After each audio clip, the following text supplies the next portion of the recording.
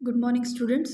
आज हमारा पीडिया का नेक्स्ट टॉपिक है mental retardation in a child. एक चाइल्ड के अंदर जो मेंटल रिटार्डेशन होती है वो क्या होती है, उसके कॉजेज़ क्या होते हैं, अगर होने के बाद नर्स के क्या रोल होंगे उसके अंदर, तो उसके बारे में आप स्टडी करेंगे।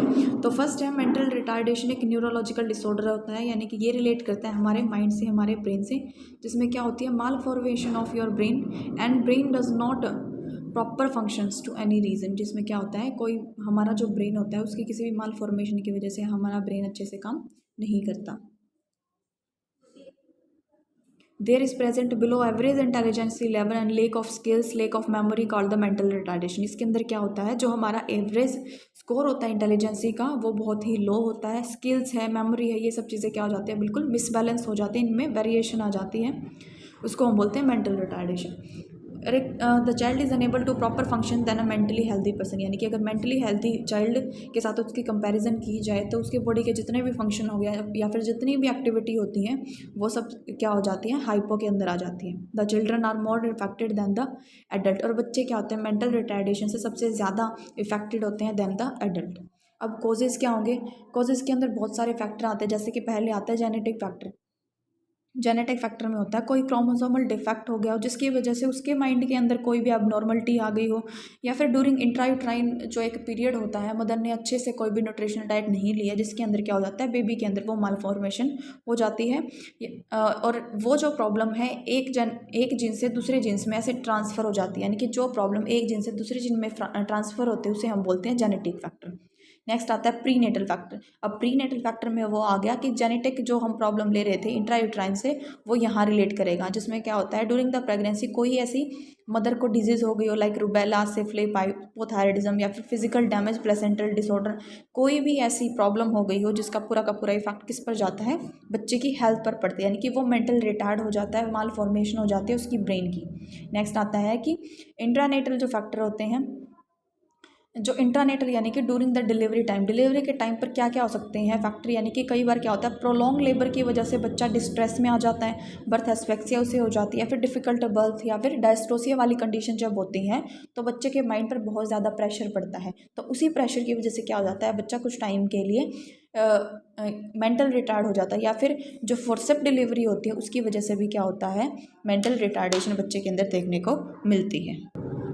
नेक्स्ट आता है कि पोस्टनेटल क्या होगा, पोस्टनेटल होगा आफ्टर द डिलीवरी, डिलीवरी के बाद मदर को कोई इन्फेक्शन हुआ और बच्चे में कोज हो गया, फिर डायरेक्ट ही बच्चे का अच्छे तरीके से ध्यान ना रखने की वजह से कोई भी उसे डिजीज़ हो गई हो, कोई भी पैथोजेंस उस पर अटैक हो गया हो, इस तरीके के, जैसे कि बच्चे को मेनिंजाइटिस हो सकता है, ब्रेन की लेयर में इन्फेक्शन, ब्रेन की लेयर अगर डैमेज हो जाती है तो वो जो पॉजिटिव ऑर्गेनिज्म है वो किस पर डायरेक्टली इफेक्ट करता है, हमारे ब्रेन पर करता है, और उसे हम बोलते हैं इंसेफेलाइटिस, सेप्टिसीमिया हो गया, यानी कि ब्लड के अंदर इन्फेक्शन हो गया हो, हेड इंजरी है, मिजल्स है, या फिर पोलियो बच्चे को हो गया। नेक्स्ट आता है इन्वायरमेंट फैक्टर, कि हमारा इन्वायरमेंट कुछ ऐसा है कि बच्चा अच्छे से मैनेज नहीं कर पा रहा खुद को, जैसे कि बच्चे से चाइल्ड लेबर बोल सकते हो आप, चाइल्ड अब्यूजिंग बोल सकते हो, कल्चरल डेप्रीवेशन हो गया, lack of mothers, love and affection की कमी, तो ये सब फैक्टर क्या करते हैं बच्चे को मेंटल रिटार्डेशन की तरफ या फिर फ्रस्ट्रेशन की तरफ लेकर जाते हैं। तो ये कुछ फैक्टर होते हैं जिसमें हमने पढ़ा जेनेटिक फैक्टर, इंट्रायूट्राइन फैक्टर और antenatal factor, postnatal factor. Then आता है कि क्लासिफिकेशन किस तरीके से होती है मेंटल रिटार्डेशन की, mild, moderate, severe and profound. ये एक आईक्यू जब हम निकालते हैं आईक्यू लेवल, तब हम ये क्लासिफाइड करते हैं कि मेंटल रिटार्डेशन है वो कौन से लेवल की है।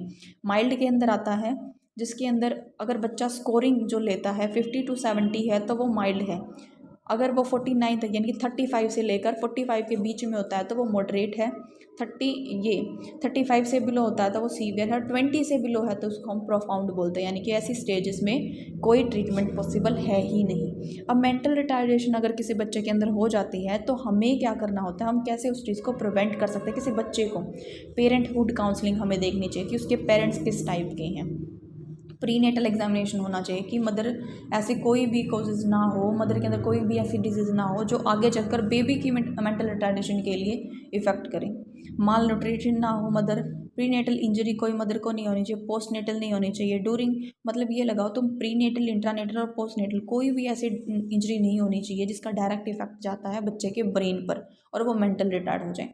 Try to save delivery in the hospital, safe delivery की कोशिश करें हॉस्पिटल के अंदर। Parents should be remove myth, यानी कि जो पेरेंट्स ने एक वहम पाल रखा है किसी भी चीज़ को लेकर, अंधविश्वास है, तो उसको दूर करना है।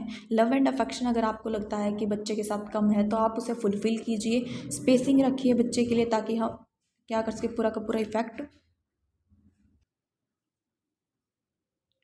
To avoid child from the head injury, बच्चे को हेड इंजरी से बचाने की कोशिश करें। बच्चे के साथ कोई भी अब्यूजिंग बिहेव नहीं होना चाहिए। इम्यूनाइजेशन प्रॉपरली करो कि बच्चे के अंदर कोई भी पोस्टनेटल डिजीज़ ना हो। टू मेंटेन पर्सनल हाइजीन, बच्चे की पर्सनल हाइजीन को मेंटेन करो। अगर मेंटल रिटार्ड है, वो खुद का ध्यान नहीं रख सकता तो। नेक्स्ट आता है कि अगर मेंटल रिटार्डेशन किसी बच्चे के अंदर हो जाती है तो उसमें नर्स क्या करेगी या पेरेंट्स क्या करेंगे, किस तरीके से एजुकेट करेगी, वही फैक्टर हैं प्रिवेंशन वाले। Right to individual to life we should provide as a human being, हमें इंडिविजुअल को जीने का अधिकार है, हमें वो प्रोवाइड करना चाहिए। Treatment is not available in the situation, कुछ सिचुएशन ऐसी होती है जिसमें ट्रीटमेंट अवेलेबल नहीं होता, तो उस कंडीशन में हमें क्या करना होता है, सिर्फ पेशेंट को या फिर जो मेंटल रिटार्डेड चाइल्ड है उसको सिर्फ काउंसलिंग प्रोवाइड करवानी होती है। अगर तुम्हें लगता है कि ट्रीटमेंट पॉसिबल है तो फटाफट ट्रीटमेंट करवाओ। पेरेंट्स की काउंसलिंग दो कि पेरेंट्स की कमी है या फिर किस चीज़ की कमी है। पेरेंटहुड के अंदर तो कोई कमी नहीं है, यानी कि पेरेंटहुड जो काउंसलिंग है हमें वो प्रोवाइड करवानी है। बच्चे के बिहेव को असेस करना है कि वो किस तरीके का बिहेव कर रहा है, ब्रेस्ट फीडिंग किस तरीके से कर रहा है बच्चा, या फिर कोई भी अब नॉर्मल एक्टिविटी तो नहीं है। Record daily activity of child, बच्चे की जो डेली लाइफ की एक्टिविटी है वो देखिए कि पहले कैसी एक्टिविटी थी, अब कैसी एक्टिविटी है, तो उससे पता चलता है कि जो मेंटल रिटार्डेशन है वो हाल फिलहाल की क्रॉनिक है या फिर एक्यूट के अंदर आती है। तो उस तरीके से आप क्या कर सकते हो, ट्रीटमेंट प्रोवाइड कर सकते हो।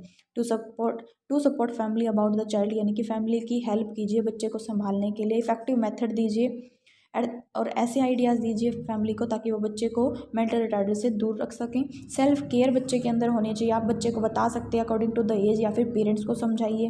To provide demand of baby, बच्चे की जो डिमांड है उसको फुलफिल कीजिए, क्योंकि जो मेंटल रिटार्डेशन होती है एक तरीके से कब होती है, जब उसकी कोई भी विश पूरी नहीं होती।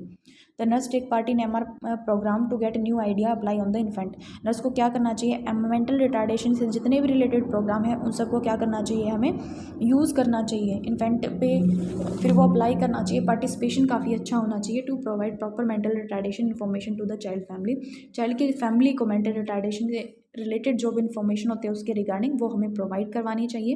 पर्सनल हाइजीन मेंटेन करनी चाहिए। अग्रेसिव बिहेव नहीं दिखाना चाहिए हमें बच्चे के साथ। ये तो कुछ ऐसे चीज़ें थी जिससे हम क्या कर सकते हैं, मेंटल रिटार्डेड बच्चे को दूर रख सकते हैं मेंटल रिटार्डेशन से, या फिर हम उसकी थोड़ी बहुत हेल्प कर सकते हैं। तो आज कंप्लीट हुआ हमारा मेंटल रिटार्डेशन, जिसमें हमने पढ़ा मेंटल रिटार्डेशन क्या होता है, कौन से फैक्टर होते हैं, क्लासिफिकेशन किस टाइप की होती है, प्रिवेंशन क्या होता है, ट्रीटमेंट क्या होता है और नर्स के रोल क्या होते हैं।